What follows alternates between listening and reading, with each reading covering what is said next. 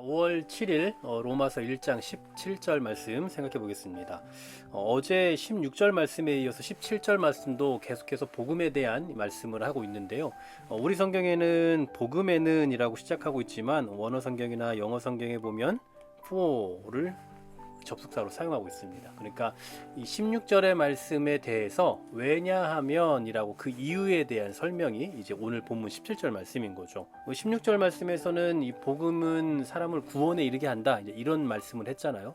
왜 그러느냐 하면 복음에는 하나님의 의가 나타난대요. 자, 하나님의 의가 나타난다. 이 하나님의 의가 뭐냐? 이 바울 서신에 보면 이 하나님의 의라는 표현이 9번 등장하거든요.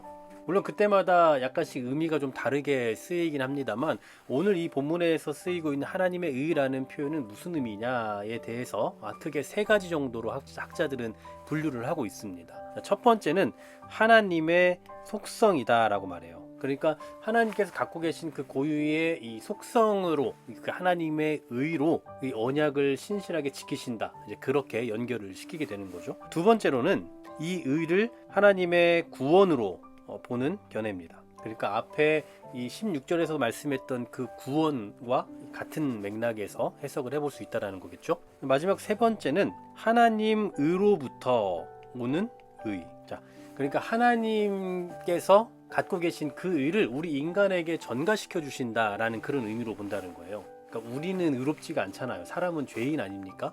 그런데 그런 연약한 사람에게 하나님께서 갖고 계신 그 고유의 의를 우리에게 주신다라는 의미죠. 나름 다 의미가 있는 해석이라고 볼 수 있겠는데요. 오늘 본문의 초점은 결국 뭐냐면 인간은 죄인이라는 것을 전제하고 있다는 거예요. 그러니까 인간은 죄인이기 때문에 하나님의 법정에 설 수 없거든요. 아니, 설 수 있죠. 섰는데 그곳에서 죄인으로 이제 분류가 될 거 아닙니까? 그러니까 하나님과 만날 수가 없는, 교류할 수 없는 그런 존재라는 거예요. 근데 이런 인간을 하나님께서 의롭게 만드신다라는 거죠. 여러분, 유대인들도 그 당시에 어떤 그 하나님 앞에서 자기들의 의를 내세우려고 했거든요. 그런데 여러분, 어떻게 인간이, 죄인인 인간이 무슨 의를 내세웁니까? 아무리 사람이 가지고 있는 뭐 선한 어떤 그것들이 있다 할지라도 하나님 앞에서는 그게 의가 될 수가 없어요. 그러니까 무엇을 가지고든 우리가 하나님의 법정 앞에 나아가면 그냥 죄인, 무조건 죄인일 수밖에 없는 거죠.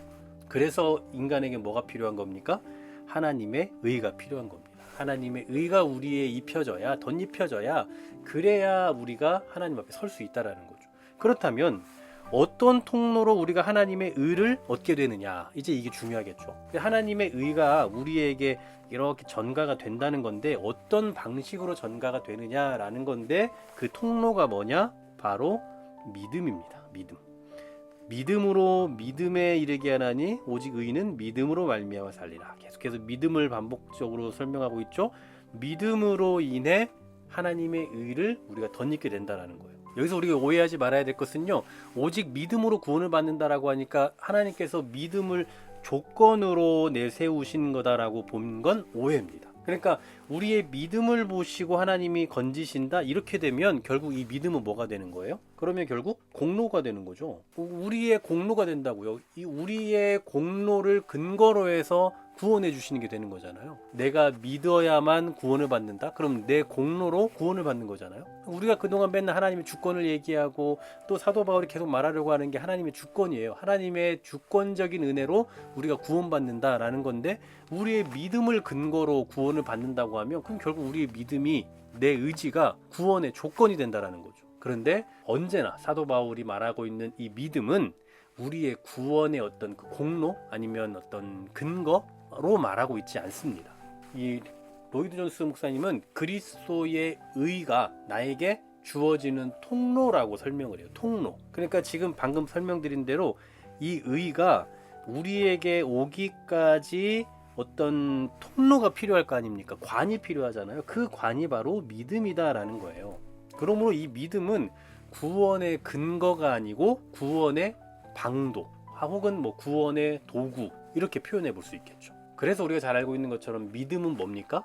하나님의 선물이에요. 믿음을 내가 가져야지라고 해서 의지를 가져서 갖게 되는 게 아니라 하나님께서 주시는 선물, 통로라고요. 그 통로로 인해서 우리에게 하나님의 의가 공급된다라는 거죠. 결론적으로 우리가 하나님 앞에서 의롭게 되는 것은 우리의 어떤 믿음이 믿음이라는 그 근거 아니면 그런 조건으로 되는 것이 아니라 하나님의 의가 믿음을 통해 우리에게 주어졌기 때문이다라는 사실이. 이 로마서의 전체적인 메시지가 바로 이런 겁니다. 그래서 하나님의 사람은 즉 신앙인은 철저히 믿음의 법칙으로 구원을 받게 되는 거고 현재의 삶도 믿음으로 인해 살아간다라고 보게 되는 거예요. 모든 것이 다 하나님의 은혜로부터 말미암고 하나님의 주권에 의해서 선택하심에 의해서 믿음이라는 통로를 통해 하나님의 의를 받게 되고 그로 인해 우리는 구원받은 자로 살아간다라는 겁니다.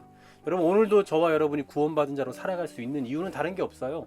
내가 열심히 믿었기 때문이 아닙니다. 하나님의 의가 믿음이라는 통로를 통해 우리에게 주어졌기 때문에 오늘도 우리는 구원받은 자로 살아가고 있는 거예요. 오늘도 선물과 같은 삶을 살아가는 여러분, 구원받은 자라는 그 이름이 얼마나 영광스럽고 얼마나 소중한 이름인지, 얼마나 하나님의 은혜를 입고 살아가고 있다는 증거인지를 다시 한번 생각하며 감사로 살아가는 이 하루 되시기를 간절히 소망합니다. 하나님 감사합니다. 우리가 하나님의 은혜로 인해 하나님의 의가 우리 믿음을 통해서 우리에게 오게 하셨고 그로 인해 우리가 구원받은 자로 살아가게 하셨다라는 이 놀라운 사실 앞에 날마다 감사할 수 있게 하시고 우리의 공로와 우리의 의지와 우리의 노력으로 인함이 아니라 오직 하나님의 주권에 의한 하나님의 은혜로 말미암아 주어지는 선물이며 또한 그런 삶을 살아갈 수 있음을 고백하면서 오늘도 감사의 삶을 살아가고 구원받은 자로서 선물과 같은 그 은혜의 삶을 살아가는 이 하루가 되게 하여 주시옵소서. 예수 그리스도의 이름으로 기도하옵나이다. 아멘.